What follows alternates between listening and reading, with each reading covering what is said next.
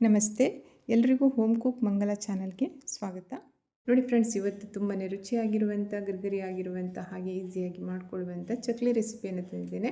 ಇದು ಎಷ್ಟು ಚೆನ್ನಾಗಿರುತ್ತೆ ಅಂದರೆ ನೀವು ಒಂದು ಸಲ ಮಾಡಿ ನೋಡಿ ಮತ್ತೆ ಪುನಃ ಮಾಡ್ತೀರಾ, ಅಷ್ಟು ರುಚಿಯಾಗಿರುತ್ತೆ. ಅಕ್ಕಿ ಹಿಟ್ಟಿನಿಂದ ಮಾಡ್ಕೊಳ್ಳುವಂಥದ್ದು. ನೋಡಿ, ಒಂದು ಫ್ರೈ ಪ್ಯಾನ್ ತೆಗೆದುಕೊಂಡಿದ್ದೇನೆ. ಸ್ವಲ್ಪ ದಪ್ಪ ತಳ ಇರುವಂಥ ಯಾವುದೇ ಒಂದು ಪಾತ್ರೆಯನ್ನು ತೆಗೆದುಕೊಂಡು 2 ಕಪ್ಪಷ್ಟು ಅಕ್ಕಿ ಹಿಟ್ಟನ್ನು ಹಾಕ್ಕೊಂಡು ಅದನ್ನು ಸ್ವಲ್ಪ ಒಂದು 2ರಿಂದ 3 ನಿಮಿಷ ಚೆನ್ನಾಗಿ ಹುರ್ಕೊಳ್ಬೇಕು. ಸ್ವಲ್ಪ ಬೆಚ್ಚಗಾಗಬೇಕು ಹಿಟ್ಟು. ನೋಡಿ ಅಷ್ಟೇ.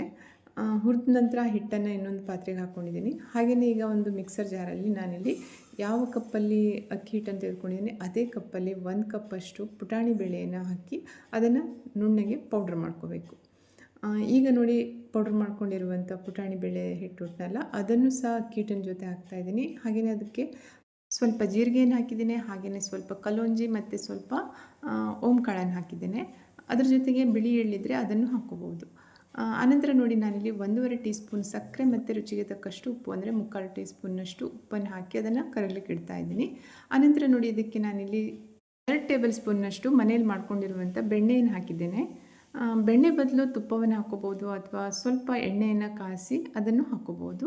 ಮೊದಲಿಗೆ ಇದನ್ನೆಲ್ಲ ಸರಿಯಾಗಿ ಮಿಕ್ಸ್ ಮಾಡ್ಕೋಬೇಕು. ನೋಡಿ, ಆನಂತರ ಕರಗಲಿಕ್ಕೆ ಇಟ್ಟಿರುವಂಥ ಉಪ್ಪು ಮತ್ತು ಸಕ್ಕರೆ ನೀರುಂಟಲ್ಲ, ಅದನ್ನು ಹಾಕಿ ಸರಿಯಾಗಿ ಮೊದಲಿಗೆ ಮಿಕ್ಸ್ ಮಾಡ್ಕೊಳ್ಳೋದು. ನೋಡಿ, ನಾನಿಲ್ಲಿ ಹಿಟ್ಟನ್ನು ಕಲಿಸ್ಲಿಕ್ಕೆ ಎಷ್ಟು ನೀರು ಬೇಕಾಗುತ್ತೆ ಅಷ್ಟು ನೀರನ್ನು ಸ್ವಲ್ಪ ಕಾಯ್ಲಿಕ್ಕೆ ಇಟ್ಟಿದ್ದೇನೆ.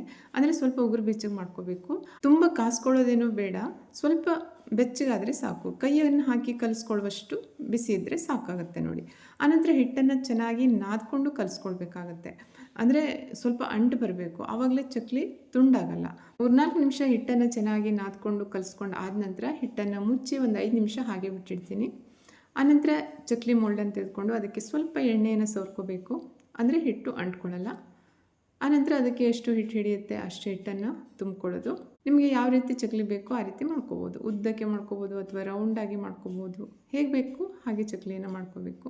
ಹಿಟ್ಟನ್ನು ಚೆನ್ನಾಗಿ ನಾದ್ಕೊಬಿಟ್ರೆ ಈ ರೀತಿ ರೌಂಡಾಗಿ ಚಕ್ಲಿ ಮಾಡ್ಕೊಳ್ಳೋಕ್ಕಾಗುತ್ತೆ, ಸ್ವಲ್ಪನೂ ತುಂಡಾಗಲ್ಲ. ನೋಡಿ, ಚಕ್ಲಿಯನ್ನು ಕರಿಯುವಾಗ ಎಣ್ಣೆ ಓವರ್ ಹೀಟ್ ಆಗಿರಬಾರ್ದು, ಮೀಡಿಯಮ್ ಹೀಟಲ್ಲಿರಬೇಕು. ಹಾಗೆಯೇ ಮೀಡಿಯಮ್ ಫ್ಲೇಮಲ್ಲಿ ನಿಧಾನಕ್ಕೆ ಚಕ್ಲಿಯನ್ನು ಕರಿಬೇಕಾಗ್ತದೆ. ಎಣ್ಣೆ ಓವರ್ ಹೀಟ್ ಆಗಿದ್ದರೆ ಅಥವಾ ಹೈ ಫ್ಲೇಮಲ್ಲಿ ಚಕ್ಲಿಯನ್ನು ಕರಿಯೋಕ್ಕೆ ಹೋದರೆ ಅದು ಹೊರಗಡೆ ಚೆನ್ನಾಗಿ ಕಲರ್ ಬರುತ್ತೆ, ಆದರೆ ಒಳಗಡೆ ಚೆನ್ನಾಗಿ ಬೇಯಲ್ಲ, ಹಾಗೆಯೇ ಚಕ್ಲಿ ಕ್ರಿಸ್ಪಿ ಆಗಲ್ಲ. ಅದಕ್ಕಾಗಿ ಲೋ ಟು ಮೀಡಿಯಮ್ ಫ್ಲೇಮಲ್ಲಿ ಚಕ್ಲಿಯನ್ನು ನಿಧಾನಕ್ಕೆ ಕರೆದು ತೆಗೆದುಕೋಬೇಕು. ನೋಡಿ, ಎಷ್ಟು ಚೆನ್ನಾಗಿ ಕಲರ್ ಬಂದಿದೆ. ಹಾಗೆಯೇ ಅಷ್ಟೇ ರುಚಿಯಾಗಿರುತ್ತೆ ಮತ್ತು ಕ್ರಿಸ್ಪಿನೂ ಆಗಿರುತ್ತೆ.